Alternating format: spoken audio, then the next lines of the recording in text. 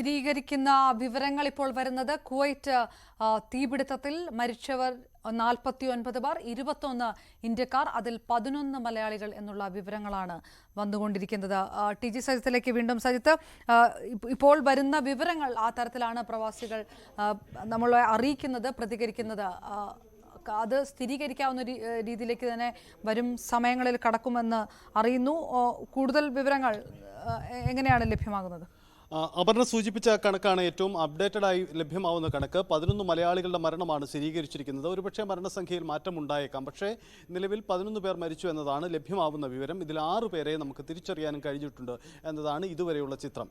കൊല്ലം സ്വദേശി ഷമീർ, ഒപ്പം തന്നെ പത്തനംതിട്ട സ്വദേശികളായ 2 പേർ, ആകാശും മുരളീധരൻ നായരും, ഈ 2 പേരെയും അവരുടെ മരണം സ്ഥിരീകരിക്കുന്നു. ഒപ്പം കോട്ടയം പാമ്പാടി സ്വദേശി സ്റ്റെഫിൻ, ഒപ്പം കാസർഗോഡ് സ്വദേശികളായ 2 പേർ, തൃക്കരിപ്പൂർ സ്വദേശി കേളു, ഒപ്പം തന്നെ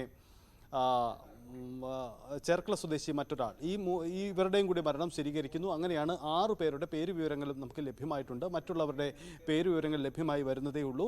എന്തായാലും നോർക്ക അവിടെ ഹെൽപ്പ് ഡെസ്ക് ആരംഭിച്ചു കഴിഞ്ഞിട്ടുണ്ട്. ഇനി മലയാളികൾക്ക് വേഗത്തിൽ വിവരം ലഭ്യമാക്കാനുള്ള സംവിധാനവും അവിടെ ഒരുങ്ങിക്കഴിഞ്ഞിട്ടുണ്ട്. അതുകൊണ്ട് കൂടുതൽ വേഗത്തിൽ മരണവിവരം സംബന്ധിച്ചും അപകട സാഹചര്യങ്ങൾ സംബന്ധിച്ചുമുള്ള വ്യക്തത വേഗത്തിൽ ഉണ്ടാകുമെന്നാണ് പ്രതീക്ഷിക്കുന്നത്. മരണസംഖ്യ ഇനിയും ഏറുമെന്നതാണ് ലഭ്യമാവുന്ന സൂചനകൾ. അപർണ, തിരിച്ചെത്താം.